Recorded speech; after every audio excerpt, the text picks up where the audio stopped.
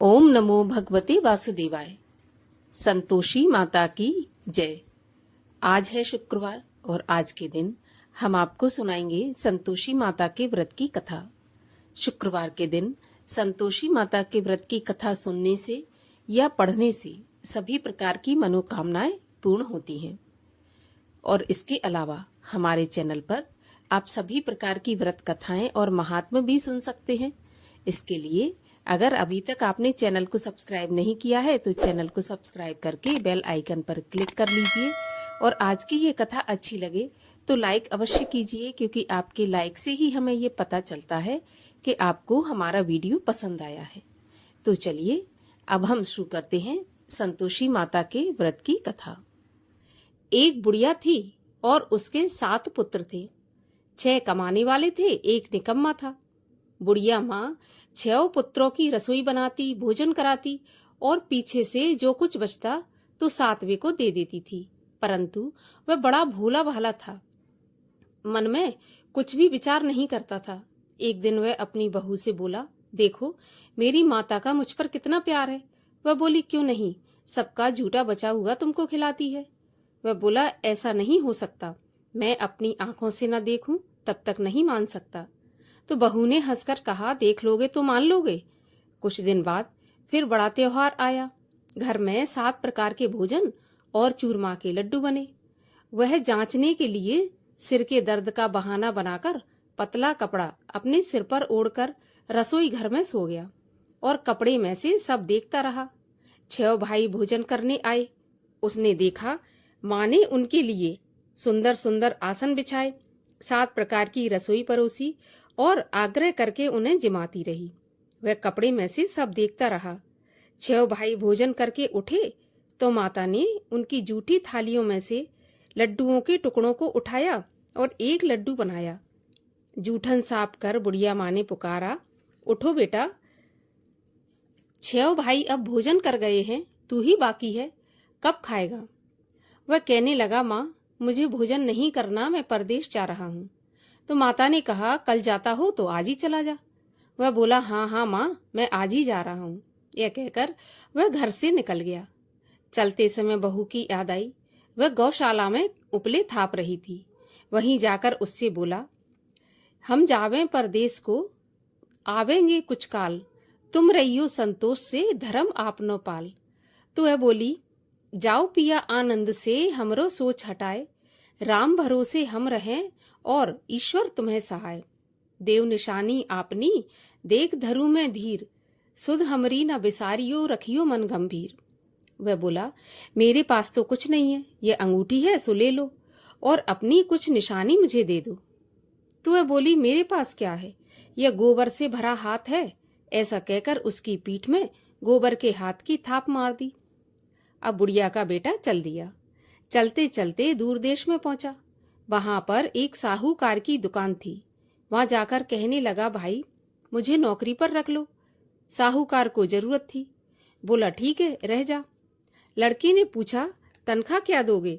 तो साहूकार ने कहा, काम देखकर दाम मिलेंगे। साहूकार की नौकरी उसको मिल गई। अब वह सवेरे 7 बजे से रात तक नौकरी करने लगा।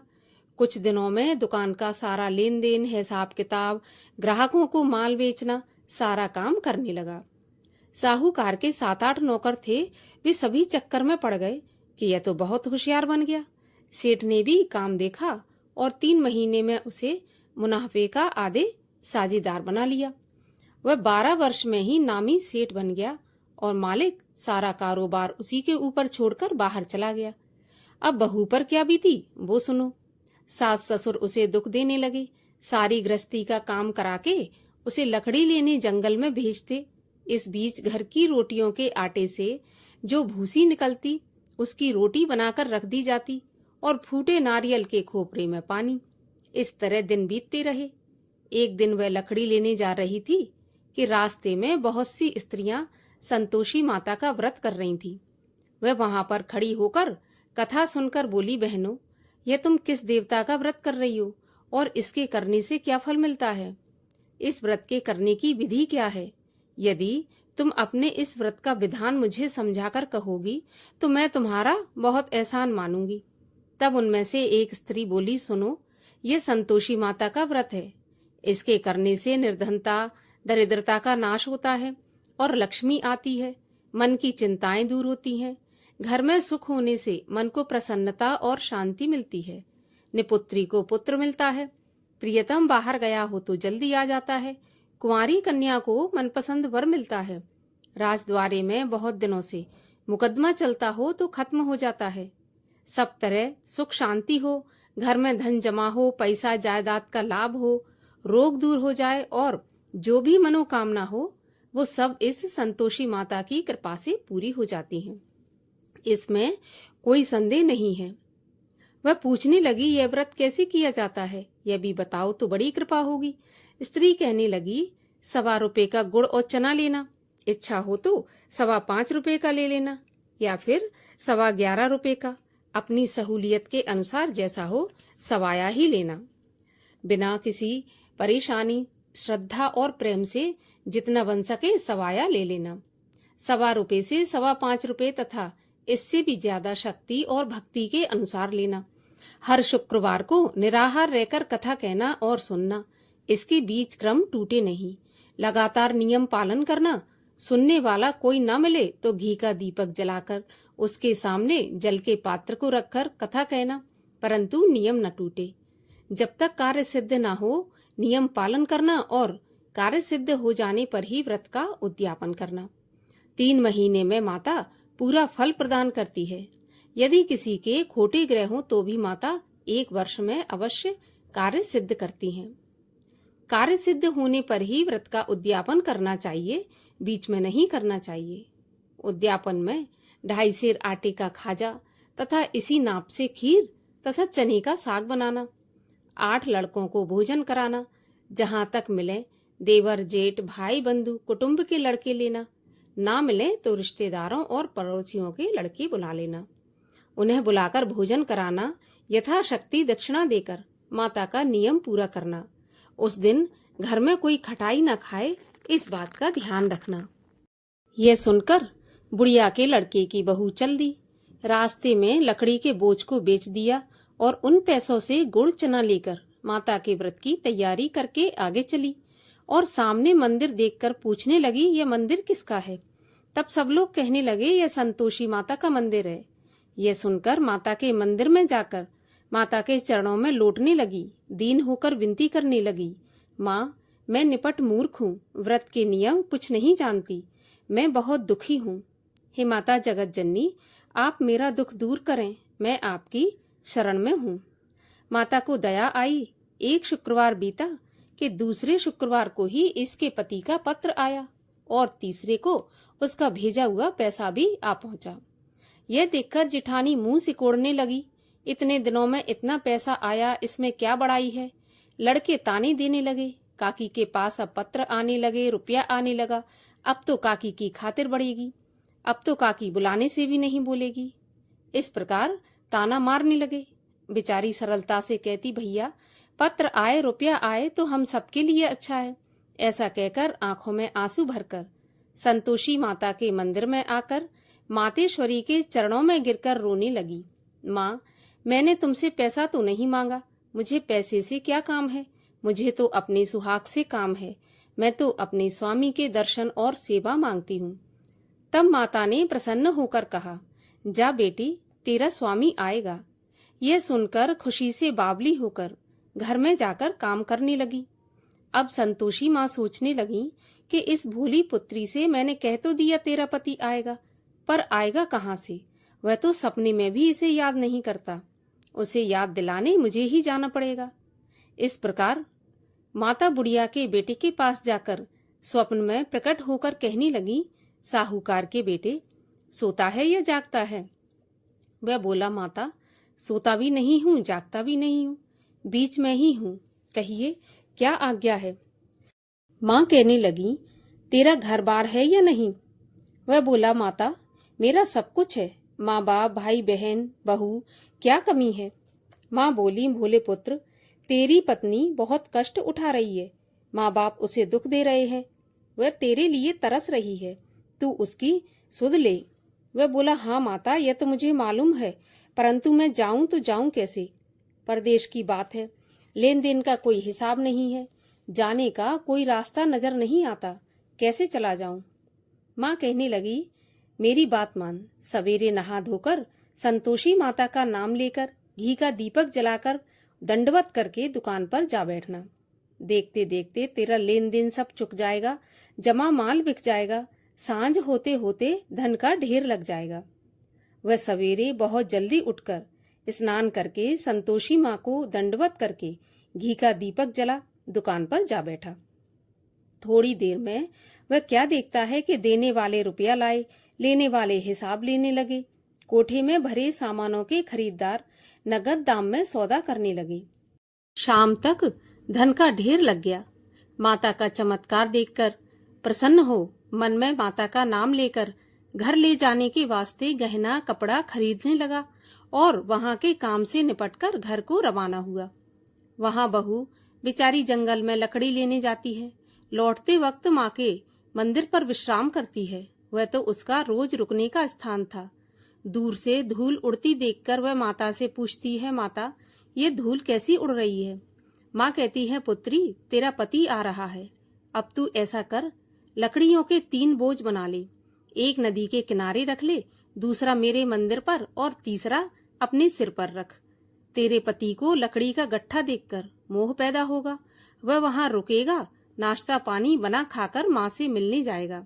तब तू लकड़ियों का बोझ उठाकर घर जाना और बीच चौक में गट्ठा डालकर 3 आवाजें जोर से लगाना, लो सासू जी लकड़ियों का गट्ठा लो, भूसे की रोटी दो, नारियल के खोपड़े में पानी दो, आज कौन मेहमान आया है? माँ की बात सुनकर बहुत अच्छा माताजी कहकर प्रसन्न हो लकड़ियों के 3 गट्ठे ले आई। एक नदी के तट पर, एक माता के मंदिर पर रखा। इतने में ही एक मुसाफिर आ पहुंचा। सूखी लकड़ी देखकर उसकी इच्छा हुई कि अब यहीं पर विश्राम करें और भोजन बना खाकर गांव जाएं।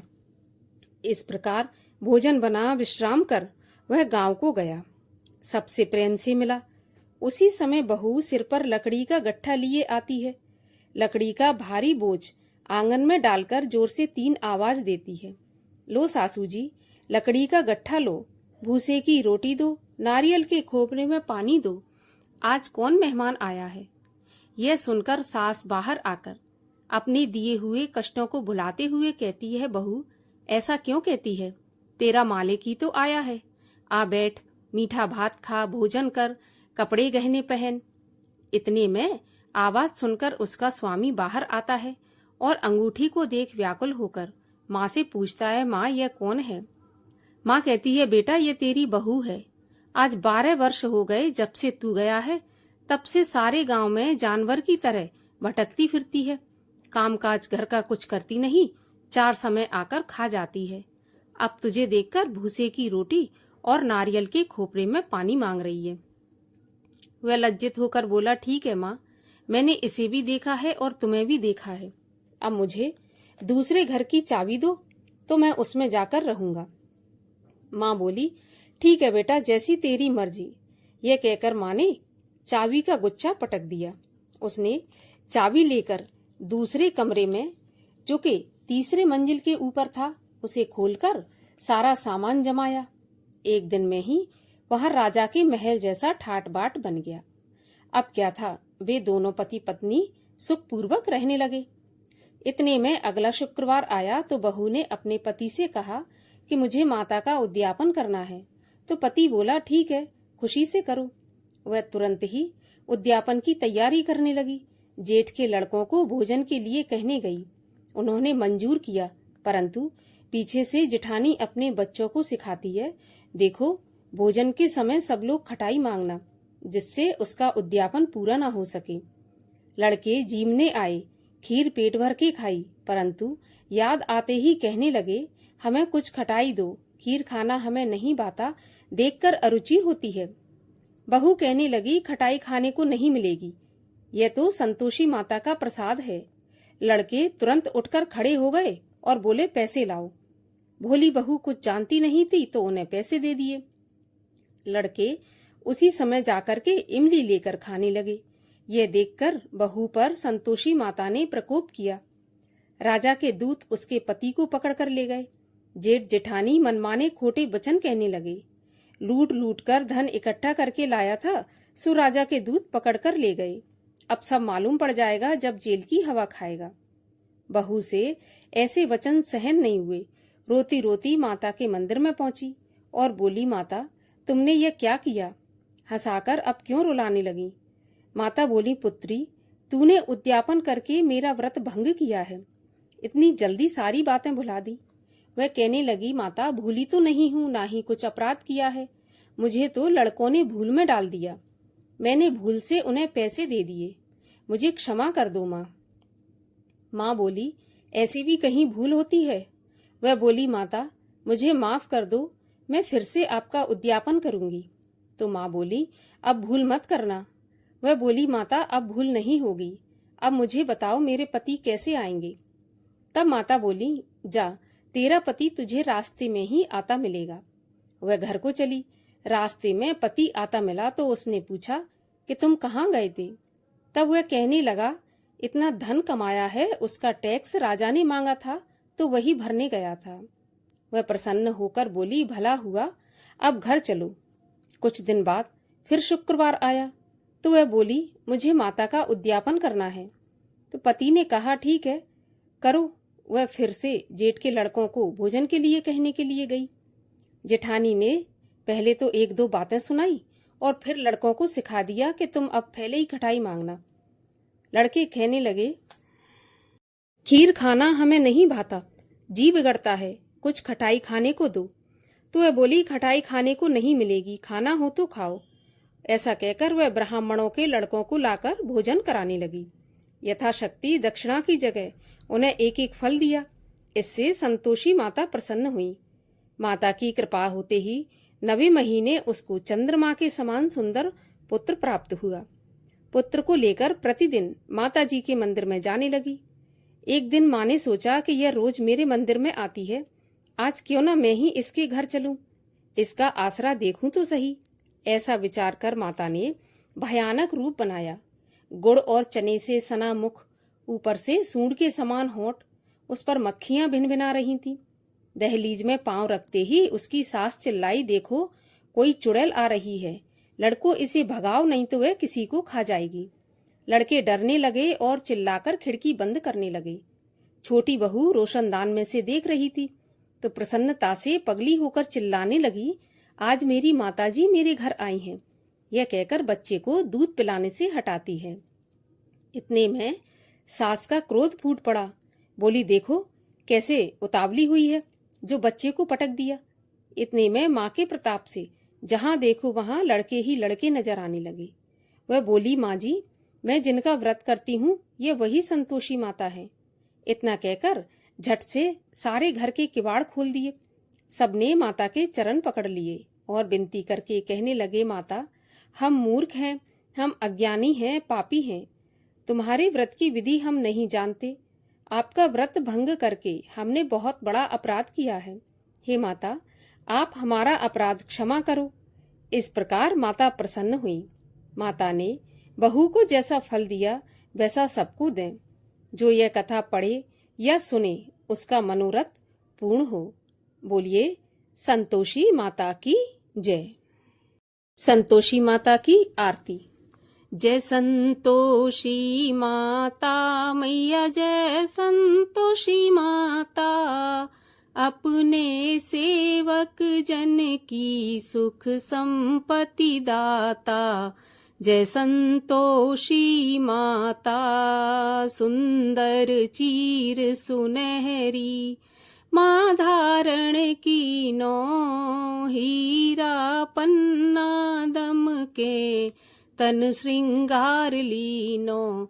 जय संतोषी माता, गेरू लाल छटा छवि, बदन कमल सोहे, मंद हसत करुणामयी, त्रिभुवन मन मोहे। जय संतोषी माता, स्वर्ण सिंहासन बैठी, चवर ढुरे प्यारे, धूप दीप मधुमेवा, भोग धरे न्यारे जय संतोषी माता। गुड़ और चना परम प्रिय ताम संतोष कियो, संतोषी कहलाई भक्तन वैभव दियो। जय संतोषी माता। शुक्रवार प्रिय मानत आज दिवस सोही, भक्त मंडली छाई कथा सुनत मोही। जय संतोषी माता। मंदिर जगमग ज्योति मंगल ध्वनि छाई, विनय करे हम बालक चरणन सिर नाई। जय संतोषी माता। भक्ति भाव मैं पूजा अंगीकृत की जय, जो मन बसे हमारे इच्छित फल दीजय। जय संतोषी माता।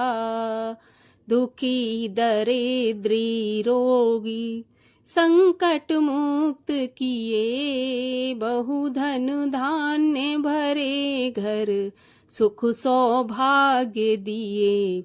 जय संतोषी माता। ध्यान धरे जो नर तेरो, मन वांछित फल पायो। पूजा कथा श्रवण कर, घर आनंद आयो। जय संतोषी माता। शरण गहे की लज्जा रखियो जगदम्बे, संकट तुम ही निवारो दयामयी अम्बे। जय संतोषी माता। संतोषी माँ की आरती जो कोई जन गावे, रिद्धि सिद्धि सुख संपत्ति जी भर के पावे। ओम जय संतोषी माता।